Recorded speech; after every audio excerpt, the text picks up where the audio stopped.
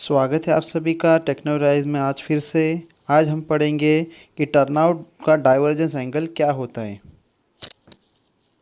आप सभी को दीपावली की ढेर सारी शुभकामनाएं। देखिए, what is mean by angle of divergence.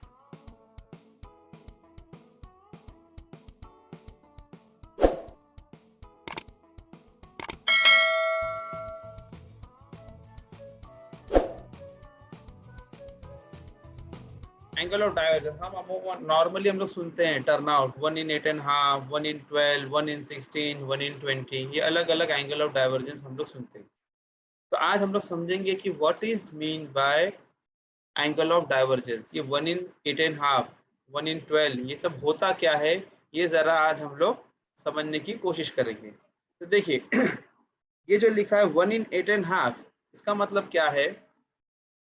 इसका मतलब है कि अगर मैंने मान के चलिए कि मुझे एक लाइन है मेरी, इसको मुझे 1 मीटर शिफ्ट करना है। इसकी ओरिजिनल पोजीशन देखिए, ये जो पोजीशन है ये ओरिजिनल पोजीशन है, इसको 1 मीटर शिफ्ट करना है। तो अगर 1 मीटर शिफ्ट करना है तो 1 in 8.5 का टर्नआउट जो रहेगा वो horizontally along the length, width में अगर 1 मीटर दूर जाना है तो 8.5 मीटर की लंबाई का डिस्टेंस ये लेगा। ये कहलाता है आपका, this is called as 1 in 8.5। This is called as 1 in 8.5। इसी तरीके से हम लोग अगर चले जाएंगे दूसरा इसमें 1 in 12 में, तो यहाँ पे शिफ्टिंग 1 मीटर ही है, लेकिन कितना डिस्टेंस लगेगा, 12 मीटर लगेगा। ज्यादा दूरी, ज्यादा जगह लगेगी हमें। ठीक है, इसी तरीके से हम आगे बढ़ जाएंगे 1 in 16। तो यहाँ पे जो है 1 in 16 में आपको बता दूं, इंडियन रेलवेज में 1 in 8.5 के टर्नआउट्स, 1 in 12 के टर्नआउट्स बहुत ही पॉपुलर है। लेकिन साथ ही साथ कई जगह पे 1 in 16 के टर्नआउट्स भी हैं, ऑल्दो बहुत कम जगह है लेकिन है जरूर। तो 1 in 16 में क्या होगा, और लंबा टर्नआउट हमारा होगा, एंगल ऑफ डाइवर्जेंस उसका और भी फ्लैट होगा। और तीसरा हम आ जाते हैं 1 in 20 का टर्नआउट। 1 in 20 के टर्नआउट्स मेरे नॉलेज में इंडियन रेलवे में कहीं भी नहीं है, ये जनरली वर्ल्ड रेलवेज में होते हैं। ये जो टर्नआउट्स होते हैं वर्ल्ड रेलवेज में होते हैं, जो हम लोग देखते हैं हाई स्पीड ट्रेन चलती है, बुलेट ट्रेन चलती है, वहाँ पे 1 in 20 के टर्नआउट्स होते हैं। उसका एंगल ऑफ डाइवर्जेंस जो होता है बहुत ही फ्लैट होता है। तो आप यहाँ पे अगर गौर से देखिए तो ये देख रहे हैं रेड कलर का ये एंगल, देखिए 1 मीटर को शिफ्ट करने के लिए इसका एंगल ज्यादा है। ये धीरे धीरे जैसे जैसे नंबर बढ़ रहा है, 8.5, 12, 16, 20, वैसे वैसे ये एंगल फ्लैट होते चला जा रहा है। तो इससे फायदा क्या होता है दोस्तों, ये हमने को पहले समझना पड़ेगा। इसको सिंपल मैं बताता हूँ कि ये समझो कि अगर मेरी रनिंग लाइन है, मेन रनिंग लाइन है, अब अगर मुझे यहाँ पे से डाइवर्जेंस की अगर मैं बात करूँ, यहाँ अगर मैं डाइवर्जेंस की बात करूँ तो यहाँ आप देखो कि अगर मेरी ये सॉरी, इधर से अगर मेरा अगर एंगल ऑफ डाइवर्जेंस अगर थोड़ा सा ज्यादा एंगल है, ज्यादा अगर एंगल है, तो क्या हो जाता है कि गाड़ी जो है ज्यादा एंगल होने की वजह से उसकी स्पीड कम करनी पड़ती है।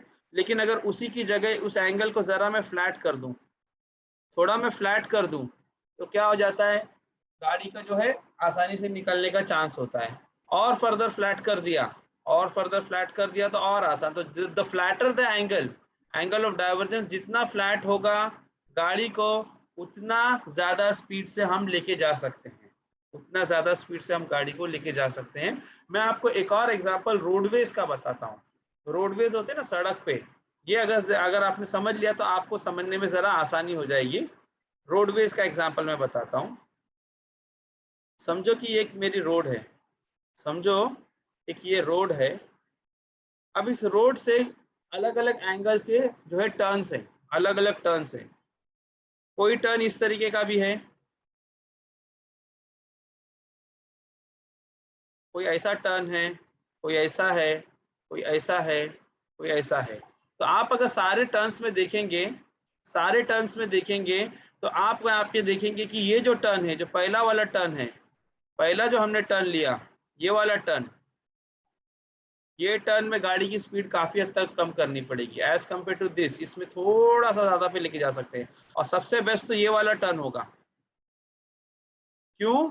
इसका जो ये एंगल है, angle with respect to road, road का जो मेन अलाइनमेंट से जो अलाइनमेंट है, जो एंगल ऑफ डाइवर्जेंस है, ये जो है सबसे कम है। तो फ्लैटर जितना कम या एंगल ऑफ डाइवर्जेंस होगा, गाड़ी की स्पीड उतनी ज़्यादा होगी। तो दोस्तों इसीलिए जो जहाँ पे भी आपका 8.5 का टर्नआउट है, वहाँ पे गाड़ियों की स्पीड रिड्यूस होके जानी पड़ती है। इसलिए हम लोग जो है अपग्रेड करके 1 in 12 के टर्नआउट डालते हैं और जहाँ पॉसिबल है 16 भी डालते हैं। और यही रीज़न है वर्ल्ड रेलवेज़ में 1 in 20 के टर्नआउट डाले जाते हैं।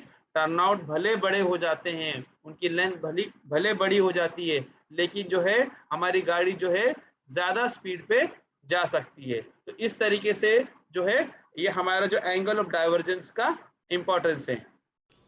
दोस्तों आज की हमारी वीडियो कैसी लगी ज़रूर कमेंट करें।